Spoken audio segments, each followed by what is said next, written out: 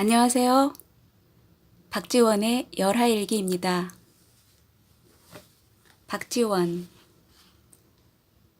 조선 후기에 저명한 문학가이고 실학파학자로 자는 중미, 호는 연암이다. 명문 양반가 출신으로 약관의 나이에 문명을 떨침으로써 장래 나라의 문운을 잡을 인물로 촉망을 받았다. 그러나 타락한 현 정치 현실과 속물적 사회 풍기를 혐오하여 과거 시험을 통한 출세를 진작 포기하고 창조적 글쓰기와 학문에 몰두하였다. 제아의 양심적 지식인으로서 당파와 신분을 초월하여 인간관계를 형성하였으며 특히 선비 곧 지식인의 자세와 역할에 대해 일생 동안 깊이 고민하고 성찰하였다. 그의 산문은 중세적 사유의식을 떨쳐버리는 참신한 작품이 대부분으로 그를 민족문학사의 최고의 경지에 끌어올렸다. 특히 1780년 44세에 중국을 여행하고 지은 열하일기는 당시 문단에 큰 영향력을 끼쳤을 뿐 아니라 민족과 세계의 고전에 갑하는 기념비적 저술이 되었다. 50세의 음직으로 벼슬에 나아가 이후 안의 현감, 면천군수, 양양부사 등을 역임하며 주체적 벼슬아치 혹은 부모 같은 목민관으로서의 훌륭한 치적을 남겼다. 문집 연안집을 남겼는 바 주옥과 같은 시와 산문, 열하일기, 관홍소초 등 크게 세 부분으로 구성되어 있다. 7월 초 3일 김요일 새벽에 큰 비가 오고 아침과 낮에는 쾌청했다. 밤에 또 큰 비가 내리더니 새벽까지 와서 또 머물렀다. 아침에 일어나 창문을 여니 오랫동안 오던 비가 활짝 깨고 해뜰 무렵에는 화창한 바람이 때때로 불어오고 햇볕이 청명한 것으로 보아 대낮에는 무척 더울 것 같다. 석류꽃이 땅에 떨어지고 문드러져서 붉은 진흙탕이 되었다. 수구하는 이슬에 젖고 옥잠하는 눈에서 뽑은 듯 깨끗하다. 문 앞에서 퉁소, 피리, 징소리가 나기에 급히 나가 살펴보니 신행을 가는 행차였다. 앞에는 청사초룡이 6쌍, 푸른 일산과 붉은 일산이 각각 한 쌍, 퉁소 한 쌍, 피리 한 쌍, 날라리 한 쌍, 징 한 쌍이 서고 중앙에는 4명이 가마를 메었는데 푸른 지붕의 가마는 사방에 유리를 붙여 창을 내고 네 모서리에는 채색실로 술을 만들어 늘어뜨렸다. 가마의 정면 허리 부분에 가마채를 대어 푸른 실로 된 큰 끈을 가로로 묶고 가마채 앞뒤로 다시 짧은 방망이가 중앙을 관통하게 묶었으며 앞뒤 끝에서 가마를 맨 4명의 발 8개가 하나의 보폭으로 걸어가서 가마가 움직이지도 흔들리지도 않고 허공에 매달려 가는데 그 방법이 아주 묘했다. 가마 뒤에는 수레 2대가 있는데 모두 검은 배로 방을 꾸미고 노새 1마리가 끌고 간다. 한 수레에는 젊은 안악 3명이 함께 탔는데 붉은 바지와 푸른 바지를 입고 모두 치마는 입지 않았는데 그 중에 한 젊은 여자는 잠옷 자색이 있었다. 대개 늙은이들은 수모이거나 젖어미이고 젊은 안악들은 몸종이었다. 말을 탄 사람 30여 명이 빽빽하게 둘러싸고 가는데 한 사람은 퉁퉁하게 살이 찌고 거칠게 생겼으며 입과 턱 옆에는 검은 수염이 숭숭 났다. 몸에는 구조망포를 임시로 걸쳤는데 금빛 안장을 한 백마에 은등자를 지그시 밟고서 만면에 웃음을 가득 띠고 있었다. 뒤따라 오는 수레 3대에는 옷상자를 가득 실었다. 나는 전방 주인에게 이 마을에도 과거 공부를 하는 사람이나 글방 선생이 있소? 하고 물으니 전방 주인은 마을이 궁벽지고 오가는 사람도 적은데 무슨 글방 선생이 있겠습니까마는 작년 가을 얼음에 우연히 한 생원이 세관원을 따라 북경에서 오는 도중에 더위를 먹고 이슬에 걸려 그만 이곳에 처져 머무르게 되었답니다. 이곳 사람들이 온 힘으로 조리하고 치료한 덕을 많이 봐서 겨울을 지나고 봄이 되자 병이 말끔하게 나았습니다. 그 선생은 문장이 출중한 데다가 겸하여 만주 글자도 쓸 줄 안답니다. 인정상 여기에 머물기를 원하여 하룬 대 동안 글방을 열고 마을 어린이들을 가르쳐서 자신을 치료해준 큰 은혜를 갚고 있습니다. 지금 관운장 사당 안에 있을 겁니다. 라고 하기에 내가 수고스럽지만 주인께서 잠시 안내해 줄 수 있겠소? 하니 주인은 남에게 안내해달라고 할 것도 없습니다. 하고는 손을 들어 가리키며 저기 지붕 처마가 머리를 내민 큰 사당이 바로 그곳입니다. 라고 한다. 내가 그 선생의 성씨는 무엇고 이름은 무엇이오? 하고 물으니 주인은 마을 사람들이 모두 부선생이라고 부른답니다 한다. 나는 부선생의 나이는 몇 살쯤 됐소? 나으리께서 직접 가서 물어보십시오. 라고 하더니 방 안으로 들어가서 붉은 종이 수십 장을 들고 나와 보여주며 이게 바로 그 선생이 직접 쓴 필적입니다. 한다. 붉은 종이에는 왼쪽에 가느다란 글씨로 아무개 아버님 존전 모년 모월 모일에 저희 집에 왕림해 주시기를 공손히 청하옵니다. 라고 적혀 있다. 주인은 우리 집 동생이 지난 봄에 사위를 볼 때 부탁한 청첩장입니다. 글씨는 대충 글자 모양을 갖춘 정도의 형편없는 필적이긴 하나 수십 장에 쓴 글씨의 크기가 모두 일정하여 진주알을 실에 꿰어 놓은 듯 판에 박은 듯 했다. 나는 속으로 혹시 그가 부전공, 부필의 후손이 아닐까 하는 생각이 들어 즉시 마두인 시대를 불러 함께 갔다. 관운장 사당 안을 찾아다녔으나 적막한 것이 인기척이라고는 없었다. 주변을 한 바퀴 돌며 살피고 있는데 오른쪽 행랑채에서 어린애의 글 읽는 소리가 났다. 잠시 뒤 한 아이가 창문을 열고 머리를 내밀어 한 번 보고 뛰어나와서는 뒤도 안 돌아보고 가버린다. 내가 쫓아가 어린애에게 너희 선생이 어디에 계시느냐? 하고 물으니 어린애는 뭐요? 한다.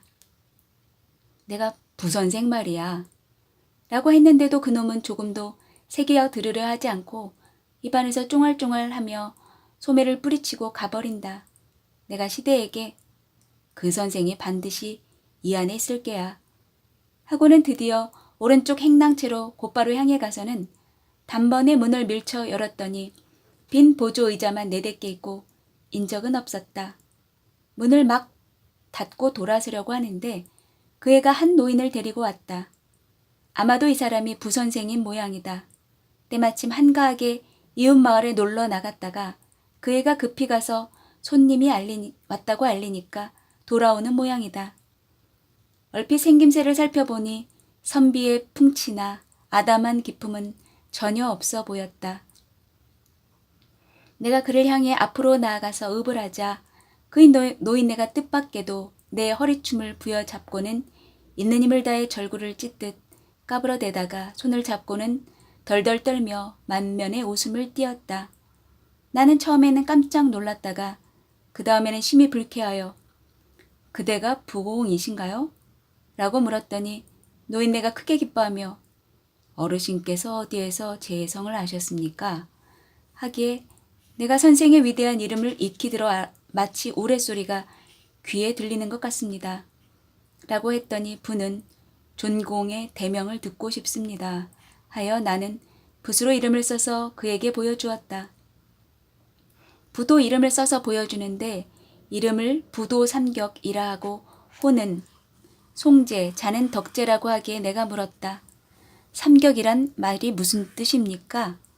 이건 제 성명입니다. 고향과 관향은 어디이신지요? 저는 만주 양남기 사람입니다. 부가 물었다. 어른께서 이번에 북경으로 가시면 당연히 어가를 보시겠지요? 그게 무슨 말씀이신가요? 천자께서 그대들을 만나시려고 하겠죠?皇상께서 만일 접견하신다면 그때 내가 마땅히 어른을 추천하여 작은 벼슬자리라도 얻도록 할 수 있겠죠. 만약 그와 같이만 된다면 박공의 큰 은덕은 결초보은 하더라도 갚기 어려울 겁니다. 한다. 우리가 물 때문에 갈 길이 막혀 여기에 머문 지 벌써 며칠째입니다. 정말 이 긴 날을 소일하기 어려우니 어른께서 볼만한 책자라도 가지고 있다면 며칠 빌려주실 수 있을는지요? 가진 책자가 없습니다. 전에 갇힌 절공께서 명성당이라는 상호로 판각하는 점포를 새로 열었는데 그때 점포에서 여러 책의 목록을 적은 것이 마침 보따리 속에 있긴 합니다. 심심풀이로 시간을 보내시려고 한다면 빌려드리기는 어렵지 않습니다만 다만 어른께서 이제 돌아가셔서 휴대하고 온 진짜 청심환과 고려부치의 아주 좋은 놈을 골라 상면하는 패백으로 삼아 간절히 서로 왕래하겠다는 뜻을 보이신다면 그때 가서 이 서목을 빌려드려도 늦지는 않을 것입니다. 나는 그의 생김새와 말투, 생각이나 뜻이 야비하고 도리에 어긋나며 용렬하고 더러워 데리고 얘기할 가치가 없어서 도저히 참고 오래 앉아 있을 수도 없어 즉시 하직하고 일어섰다. 그자는 대문까지 배웅을 나와 읍을 하고는 귀국의 명주를 살 수 있을까요? 묻기에 나는 대꾸도 않고 되돌아왔다. 정사가 뭐가 볼만한 것이 있던가? 더위 먹을까 걱정이네. 하고 묻기에 나는 조금 전에 한 늙은 서당 훈장을 만났는데 만주 사람일 뿐만 아니라 비루해서 좋게 입에 올릴 거리도 못 댑니다. 하고 있었던 일을 아뢰었다. 정사는 그자가 이미 요구한 일도 있거니와 어찌 청심한 한 알과 부채 하나를 아끼겠나. 다만 서먹을 빌려보는데 해롭지 않도록 하게나. 하게 드디어 시대를 시켜 청심한 한 개와 부채 한 자루를 보냈다. 시대가 즉시 돌아왔는데 몇 장 되지도 않는 손바닥만한 한 작은 책자를 가지고 왔다. 대부분 백지이고 적힌 책의 목록이란 것도 모두 청나라 때의 소품 70여 종이었다. 불과 몇 장 되지도 않는 이따위의 기록을 가지고 턱없이 높은 값을 요구하니 그의 후한무치가 너무 심하다. 그러나 이미 빌려온 것이기도 하려니와 안목을 새롭게 할 수 있겠나 싶어서 베껴놓고 돌려주기로 하였다. 후일 서점에서 참고할 자료로나 삼을까 하여 정진사와 나누어 베끼고는 즉시 시대를 보내 책을 돌려주고 시대에게 이런 책은 모두 우리나라에도 있기 때문에 우리 어린께서는 이 서목을 보지도 않았습니다. 라고 말하라고 일렀다. 시대가 돌아와서는 부선생이라는 자가 전하는 말을 듣고는 잠옷 멍한 표정을 짓더니 수건 하나를 쥐어주더라고 한다. 수건은 두 자 남짓한 길이로 오글오글 주름이 잡힌 검은색의 실로 새로 짠 것이었다.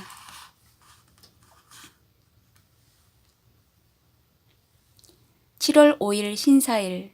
맑았다. 물 때문에 길이 막혀 머물렀다. 전방 주인이 내실 캉에 연기 빠지는 방고래를 열고 자루가 긴 가래로 재를 모아서 버린다. 나는 이참에 캉의 제도를 대략 관찰하였다. 요약하자면 이렇다. 먼저 캉 바닥을 높이 한 자 남짓 쌓아 땅을 고르게 한 뒤에 벽돌을 깨뜨려 바둑알 놓듯 깔아서 지탱하는 버팀돌을 만들고 그 위에 벽돌을 깐 것뿐이다. 벽돌의 두께가 본래 가지런하기 때문에 깨어서 버팀돌을 만들어도 기우뚱거릴 염려가 절로 없어지고 벽돌의 몸통이 본시 고르기 때문에 서로 나란히 배열하여 깔아도 틈이 벌어질 염려가 절로 없다. 연기고래는 손을 펴서 겨우 들락거릴 정도의 높이이고 버팀돌이 서로 번갈아 불 들어가는 목구멍이 된다. 불이 목구멍에 닿으면 불길은 반드시 끌어당기듯 빨려 넘어가고 화염이 불 목구멍을 메우듯 재를 몰고 들어간다. 여러 개의 불 목구멍이 번갈아 불길을 삼키고 보내고 하므로 불을 토해낼 짬도 없이 바로 굴뚝까지 이르게 된다. 굴뚝에는 여러 고래를 하나로 모으고 그 깊이를 한 길 남짓하게 만드는데 이는 우리나라에서 말하는 개자리이다. 재는 항상 불에게 내밀려 칸 가운데 떨어지므로 3년에 한 번은 고래의 한쪽을 열고 재를 쳐낸다. 부뚜막은 땅을 한 길 정도 구덩이를 파서 위로 보게 아궁이를 내서 뗄나무를 거꾸로 꽂아 넣게 하고 부뚜막 옆에는 큰 항아리만 하게 땅을 뚫어서 위에 돌덮개를 씌워 바닥과 높이를 같게 하고 그 가운데는 텅 비워 바람이 생기게 하였으므로 불길을 목구멍까지 밀어 넣게 되고 한 점의 연기도 새지 않게 된다. 굴뚝을 만드는 방법은 큰 항아리만하게 땅을 뚫어서 벽돌을 부돛탑 모양으로 쌓아 집의 높이와 같게 하는데 연기가 항아리 속으로 떨어져 마치 숨을 들이쉬듯 빨아당기듯 하게 되니 이 법이야말로 더욱 기묘하다.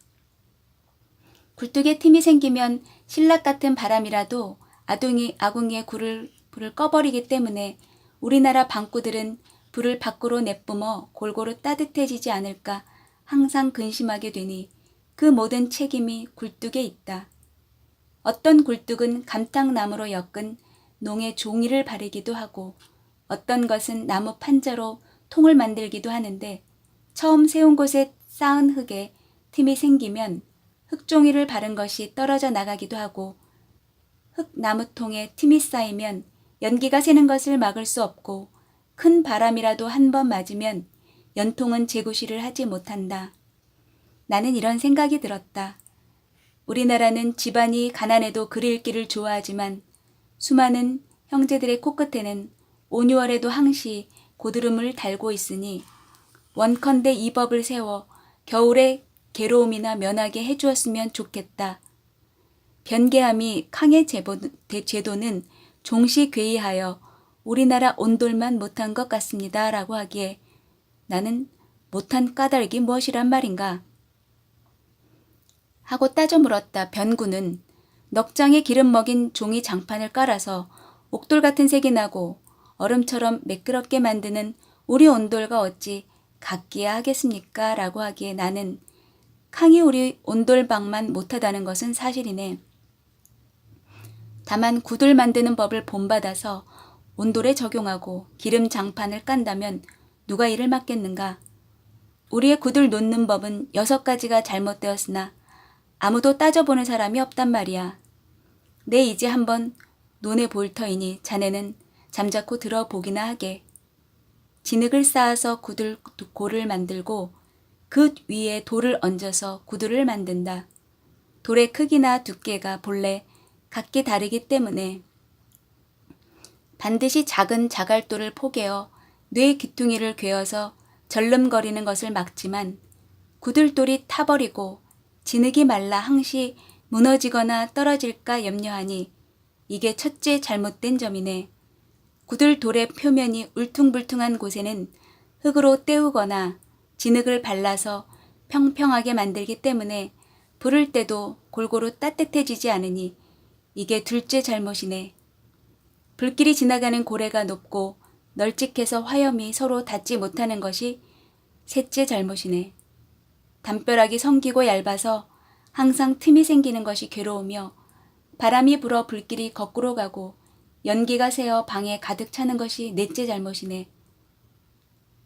불모기 아래가 번갈아 목구멍 노릇을 하지 못해 불이 멀리 날아가지 못하고 불길이 뒤로 장작 쪽으로 밀려나는 것이 다섯째 잘못이네. 방구들을 건조시키는 공력에 반드시 장작 100단은 들어가고 열흘 안에는 방으로 들어가기 어려운 것이 여섯째 잘못이네. 어떤가? 자네와 함께 벽돌 수십 개를 깔면 잠시 담소하는 사이에 이미 여러 칸의 온돌이 만들어져 그 위에서 눕고 자고 할 수 있지 않은가? 밤에 여러 사람들과 가볍게 술잔을 마시고 시각이 으슥해서야 취한 몸을 가누며 돌아와 누웠다. 정사와는 캉을 마주하였는데 중간에 장막을 쳐서 막았다. 정사는 이미 깊은 잠에 빠져 있었다. 막 담뱃대를 물고 정신이 몽롱해지는데 머리맡에서 갑자기 발자국 소리가 났다. 내가 놀라서 거기 누구냐?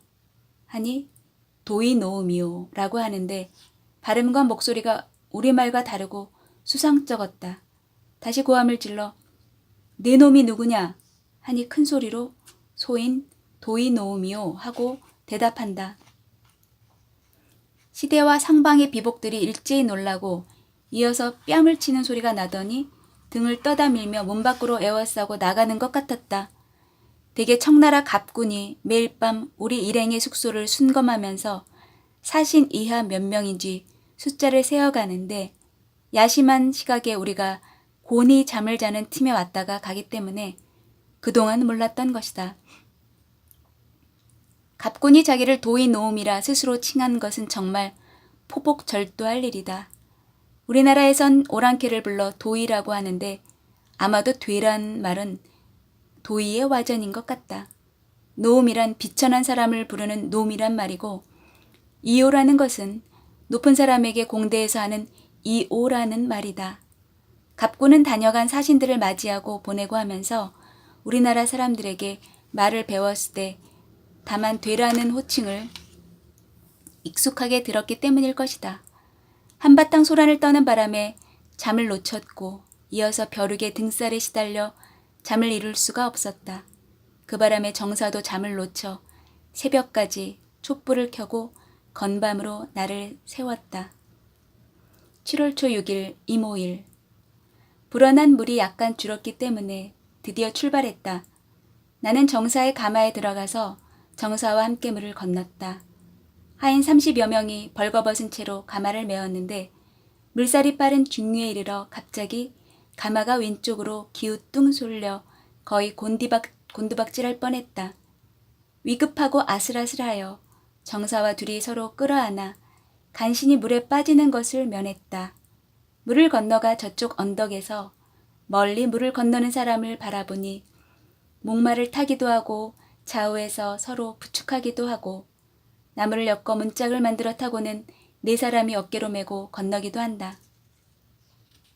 그 중에 말을 타고 헤엄쳐 건너가는 사람들은 머리를 쳐들고 하늘을 보지 않는 사람들이 없는데 어떤 자는 눈을 질끈 감기도 하고 어떤 자는 억지로 얼굴에 웃음을 띠기도 했다. 말을 모는 하인들은 모두 안장을 벗겨 어깨에 메고 건너가는데 안장이 젖을까 염려해서인 듯하다.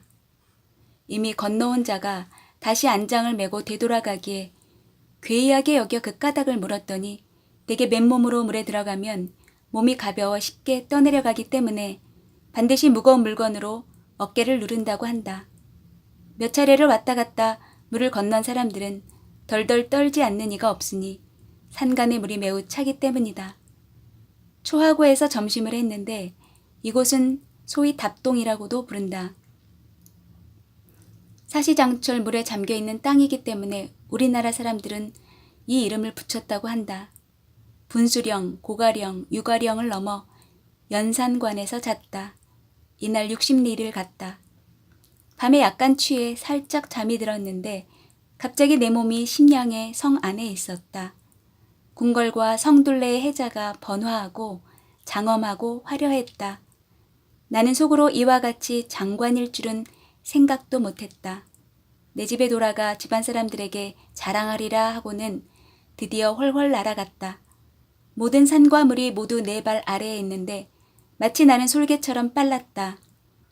잠깐만에 한양 야곡의 옛집에 도착해 안방 남쪽 창 아래에 앉았더니 형님이 심양이 어떻더냐 묻기에 나는 공손하게 소문으로 듣던 것보다 직접 보니 훨씬 낫습디다.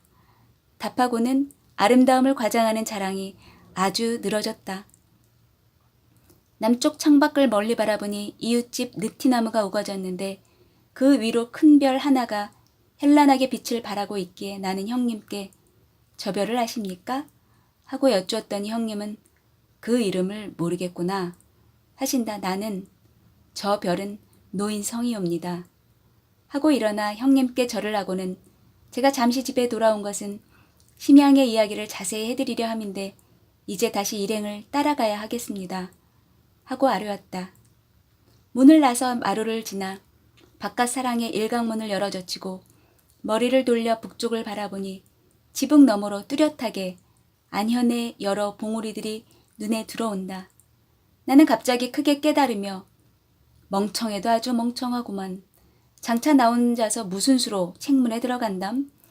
여기서 책문까지가 천여리이거늘 누가 갈 길을 멈추고 나를 기다려 주겠는가? 하고는 큰 소리로 외쳤으나 후회되고 한스러움을 견딜 수가 없었다. 문을 열고 나가려 해도 문에 지도리가 굳게 잠겼고 큰 소리로 장복을 불러도 소리가 목에서 나오지 않는다. 있는 힘을 다해 문을 밀치다가 그만 잠이 깼다. 정사가 막 연암 하고 불러도 나는 아직도 어리둥절하여 정신을 못 차리고 대개 여기가 도대체 어디입니까? 하고 물었더니 정사는 아까부터 잠꼬대한 지 한참 되었네 라고 하신다. 나는 일어나 이빨을 딱딱 부딪히고 머리를 퉁겨서 정신을 가다듬자 곧 상쾌해지고 마음이 푸근해졌다. 한편 서운하고 한편 시원하기도 했지만 오랫동안 마음이 뒤숭숭했다. 그러고는 다시 잠이 오지 않아 엎치락 뒤치락하며 이 생각 저 생각 하다가 날이 새는 줄도 몰랐다. 우리가 묵은 연산관은 일명 아골관이라고도 한다. 지금까지 박지원의 열하일기 청취해 주셔서 감사드리고요. 좋으셨다면 구독과 좋아요 눌러주세요. 다음 시간에 또 인사드릴게요. 안녕히 계세요.